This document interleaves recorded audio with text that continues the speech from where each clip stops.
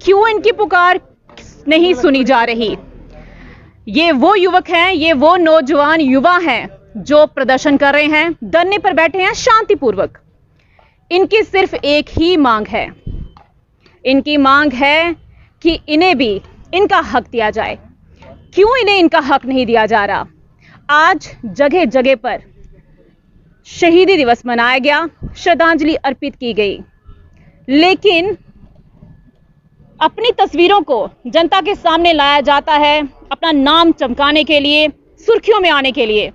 लेकिन जो नौजवान युवा जिंदा हैं, जो अपने घर का पालन पोषण करना चाहते हैं, उनकी सुध क्यों नहीं लेती हमारी एडमिनिस्ट्रेशन?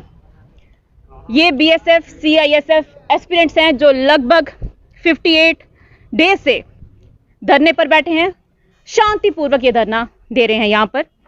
आइए इनसे जानते हैं कि इनकी मांगों को क्यों नजरअंदाज किया जा रहा है। जी, आप मुझे बताएंगे कि लगभग 50 डेज हो चुके हैं, क्यों नजरअंदाज किया जा रहा है? आज जगह जगह शहीदी दिवस मनाया गया, श्रद्धांजलि दी गई, लेकिन जो लोग जिंदा हैं उनकी सुध लेने के लिए सरकार आखिर क्यों सोई है?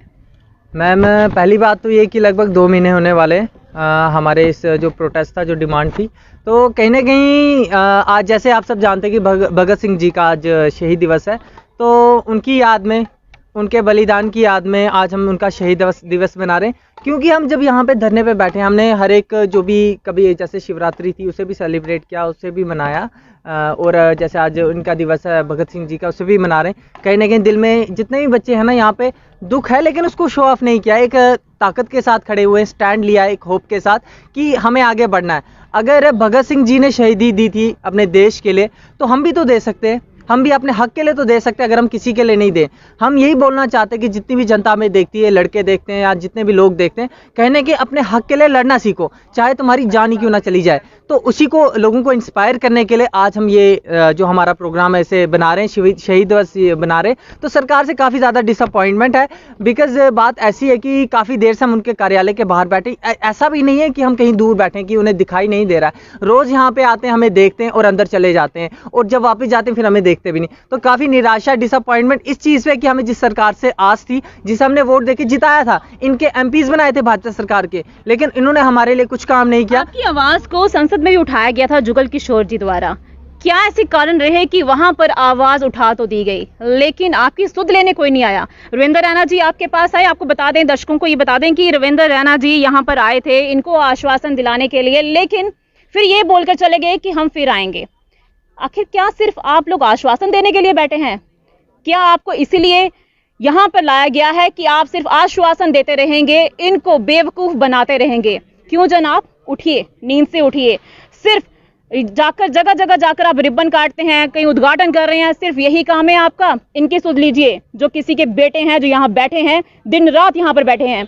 अब आप मुझे बताएं कि रविंद्र रैना जी आए तो क्या आश्वासन देके? मैम, पहली बात तो मैं, जैसे आपने बात की कि पार्लियामेंट में आपका मुद्दा उठाया गया, तो हमें पहले खुशी हुई कि हमारा मुद्दा उठाया, लेकिन आप बताइए अगर मुद्दा ही गलत उठा दिया गया तो हमारा उसमें फायदा क्या है? वहाँ पे पहले तो सीआरपीएफ को ऐड कर लेते हैं, उन्हें पता ही नहीं जुगल किशोर जी को कि ये बीएसएफ एंड सीआईएसएफ की भर्ती है, इनके एस्पायरेंट्स है, तो उन्होंने सीआरपीएफ का भी ऐड कर दिया। चलो उसको हटा दो, बाद में वो बोलते हैं कि हमें न्यू रिक्रूटमेंट चाहिए। देखिए, हमारा मुद्दा था कि जितने बच्चे ये ऑल मेडिकल फिट है, जो ऑलरेडी फौजी बन चुके हैं, इन्हें अब्जॉर्ब कीजिए आप, क्योंकि वैकेंसीज आपके पास पड़ी हैं, 30,000 यूटी में पड़ी हैं, एंड 7,000 एज ये हमारा जो फ्रंटियर है बीएसएफ का पलोड़ा कैंप, यहाँ पे पड़ी हुई है। और आईजी साहब ने इतनी बार प्रपोजल भेज दिया, रिमाइंडर भेज दिया होम मिनिस्ट्री के लिए, लेकिन कोई जवाब नहीं दे रहा है, तो वो बोलते हैं न्यू रिक्रूटमेंट चाहिए। तो मैं उनसे यही सवाल पूछ रहा हूँ बार बार कि हम न्यू रिक्रूटमेंट का क्या करेंगे? हम 58 डेज से यहाँ पे बैठे, इसलिए नहीं बैठे कि न्यू रिक्रूटमेंट निकले।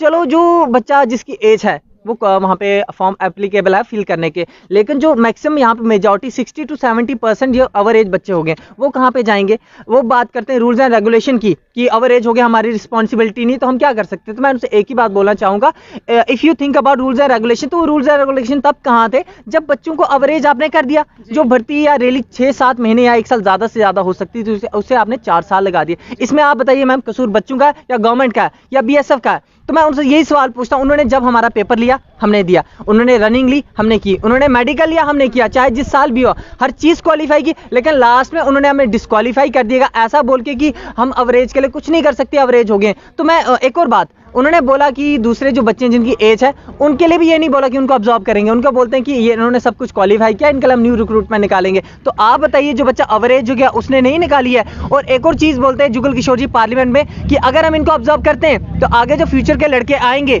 उनकी वैकेंसीज हम इनको देंगे तो वो केस कर लेंगे, कोर्ट में जाएंगे, आवाज उठाएंगे कि हमारी वैकेंसीज दी गई। तो मैं उनसे ये पूछना चाहता हूं आपको आगे की टेंशन है, इन बच्चों की टेंशन नहीं है जो 2 महीने से अपने हक की डिमांड लड़ रहे हैं, ऐसे नहीं मांग रहे कि आप हमें दे दो। इन बच्चों ने सब कुछ क्वालिफाई, अभी देखिए बारिश फिर से हो रही है, 2 दिन से कंटिन्यू बारिश हो रही है, यहीं पे धूप में बारिश में भूखे पेट हर चीज हमने सही है। यहाँ पे हम मजाक नहीं करें, आप बार बार ब्लेमिनेशन लगाते हैं कि ये बच्चे इनको कभी बोलते हैं इनको कोई फंड कर रहा है। आज जैसे कुछ ये बात आ रही है कि हर एक बच्चे के अकाउंट में 20-20 हजार रुपए पॉलिटिकल पार्टीज डाल रही है। तो आप बताइए अगर 20 हजार हमारे अकाउंट में हो, हम यहाँ पे दर बदर बैठेंगे? बिल्कुल बिल्कुल, ये